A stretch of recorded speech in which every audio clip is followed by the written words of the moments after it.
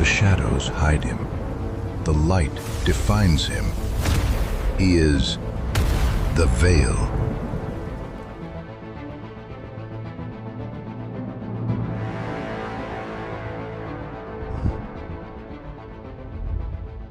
The Veil before the shadows. Before the city knew his name, he was simply a man trying to do some good in a broken world. Before Haven knew the Veil, there was an humble man named Luca. No mask, no mantle, no glowing emblem, no whispers from frightened criminals about a man who could disappear into thin air. Just Luca. Every morning, while the city slowly stirred beneath the rising sun, Luca would sit quietly at his desk. Outside his window, Haven stretched toward the horizon, its skyscrapers catching the first golden rays of morning. From a distance, the city looked peaceful, but Luca knew better. Every city has its shadows. Some are cast by buildings, others are carried in the hearts of people. Knowing this, Luca lowered his head. An open Bible rested before him, its pages softened by years of use. Beside it sat a small wooden cross and a cup of coffee that had long since gone cold. For Luca, prayer wasn't an escape from the world. It was how he prepared to walk into it. He closed his eyes. He didn't ask for wealth. He didn't ask for fame. He simply asked for wisdom, for strength, and most of all, for the courage to do what was right when doing what was right became difficult. He had no idea that before the day was over, his understanding of light and darkness would change forever. Several floors beneath the streets of Haven, another world existed. Luca's laboratory hummed with the quiet rhythm of machines. Monitors glowed in the darkness. Holographic displays floated through the air like fragments of blue glass. Wires ran across the walls. Tools covered the workbenches. And at the center of it all stood Luca's greatest invention, Project Veil. Luca wasn't merely a scientist. He was an inventor, a strategist, a man of God. And when Luca put his mind and hands to something, there were very few things he couldn't build.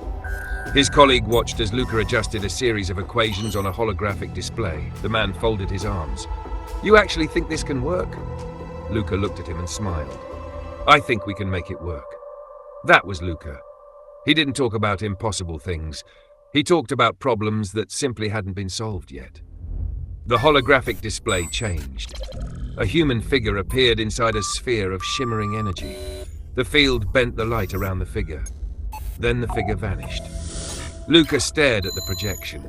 The technology wasn't designed to create a weapon. It was designed to create a miracle of engineering, a rescue system. Something that could allow emergency workers to move through places where ordinary people couldn't survive. A firefighter could enter a burning building without being detected by heat. A rescue worker could move beneath unstable debris without triggering another collapse. A trapped child could be reached before the ceiling came down. Luca pointed toward the holographic figure. Imagine being able to reach someone before the building comes down. His colleague looked at the disappearing figure. "You're trying to make someone invisible." Luca shook his head. No, he looked toward the hologram. His voice became quieter. "I'm trying to make someone impossible to stop." That evening, Haven disappeared beneath a storm. Clouds rolled across the skyline like enormous black waves. Rain hammered against the laboratory windows. Lightning crawled across the sky. Inside the lab, Luca continued working. Numbers streamed across the monitors. The Project Veil prototype hummed louder. Then, every light in the laboratory flickered. Luca looked up. Computer, critical energy surge. His colleague turned toward him. "Luca!" Another alarm sounded. "Shut it down!" Luca reached for the controls, but the machine was already beyond control. The Project Veil device erupted. White-blue energy exploded through the laboratory. Glass shattered outward. Metal twisted. Computer screens burst into sparks. The room became a hurricane of light and debris. Luca was lifted from the floor and thrown backward. For an instant, he was certain he was going to die. Then something impossible happened. The energy stopped behaving like an explosion. It wrapped around him. It moved across his body like living water. The world became silent. The alarms disappeared. The storm disappeared. Even his own heartbeat seemed to vanish. There was only darkness. Luca opened his eyes. He was standing somewhere that wasn't the laboratory. There were no walls, no floor, no ceiling, no machines, no city. Nothing. Only darkness. It stretched endlessly in every direction. Then, far away, a single point of light appeared. Tiny, almost insignificant, but in that endless darkness, it was enough. Luca reached toward it. The light grew, and a voice spoke. Not loudly, not angrily, but with a calmness that seemed to reach deeper than sound. "Do not fear the darkness." Luca stared at the light. The darkness seemed to press against him. Then the voice spoke again. "Focus only on me, the light, and walk towards it." Luca took a step. The light grew brighter. The darkness retreated. Then came the final words, "And bring others with you." Luca reached toward the light, and everything vanished. Luca opened his eyes. Smoke filled the room. Broken glass covered the floor. His colleague crawled from beneath a fallen table. "Are you alive?" Luca slowly pushed himself upright. He looked around. His voice was barely more than a whisper. "I think so." But he wasn't the same man who had entered the laboratory that night. Something had awakened inside him. Something he couldn't explain. Something he couldn't yet control. Luca noticed a piece of shattered glass lying beside him.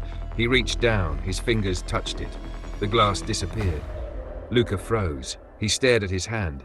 His fingers were beginning to fade. Not transparent, not distorted. Simply gone. He pulled his hand back. The effect stopped. What?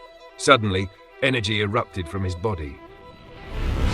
Shimmering field expanded around him. Falling debris struck the invisible barrier and ricocheted away. His colleague was pushed safely out of the path of the collapsing equipment. Luca stared at the field surrounding him. It wasn't just invisibility, it was protection. The very technology he had created to save people had somehow become part of him. Days passed. Luca returned to the laboratory. He needed answers. He stood alone inside the testing chamber. The prototype activated.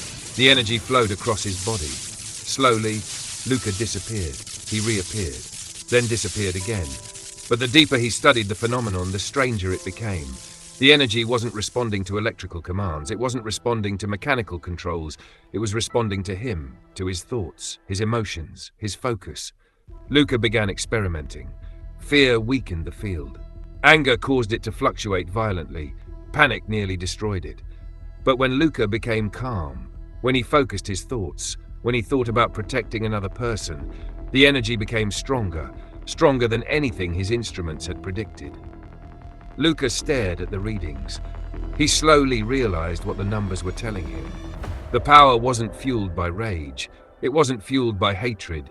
It wasn't fueled by the desire to dominate. It answered something deeper: resolve, compassion, courage, self-control. The power became strongest when Luca wasn't thinking about himself. He looked at his reflection in the darkened laboratory window. For the first time, he understood. The technology hadn't simply given him abilities, it had given him responsibility. And responsibility, Luca knew, could be heavier than any weapon. Suddenly, an emergency alert flashed across his monitor. Breaking news. Bridge collapse in Haven City. Multiple civilians trapped. Luca stared at the screen. The footage showed twisted steel, smoke, fire, people trapped inside, crushed vehicles. The police couldn't reach them. Firefighters couldn't get close enough. Every second mattered. Luca looked toward the unfinished suit resting on the workbench. Then he looked at his Bible. For a moment, he stood completely still. He opened it. His eyes fell upon the words, "Let us not become weary in doing good." Luca closed the Bible. He knew what he had to do. The suit wasn't beautiful, not yet. It was functional. Matte charcoal material, flexible, lightweight, built for movement. A low-profile mantle hung from his shoulders. A full-face mask covered his identity. White lenses replaced his eyes, and across his chest was a simple symbol, a V, barely visible, almost hidden. Luca stood before the mirror. He didn't see a superhero. He saw a man who had been given something extraordinary and was about to find out what it would cost him. He lowered the mask over his face. The lenses illuminated. White-blue energy flickered across the emblem, and for the first time, the veil looked back at him. Haven was burning. A section of the bridge had collapsed into the streets below. Cars were crushed beneath twisted metal. People cried for help. Emergency lights painted the smoke red and blue. Firefighters struggled against the clock. Then, something moved through the smoke. A ripple, a distortion in the air. A shadow that seemed to disappear as quickly as it appeared. One firefighter looked toward the wreckage. "Did you see that?" His partner shook his head. "See what?" Then they heard a voice. Calm, steady, almost impossibly close. "You're safe now." And all of the people who were moments away from being crushed by the city that they loved were now out of harm's way. A faint white-blue V appeared through the smoke. The Veil stepped into the light, and people of Haven caught just a glimpse of the Veil before he vanished.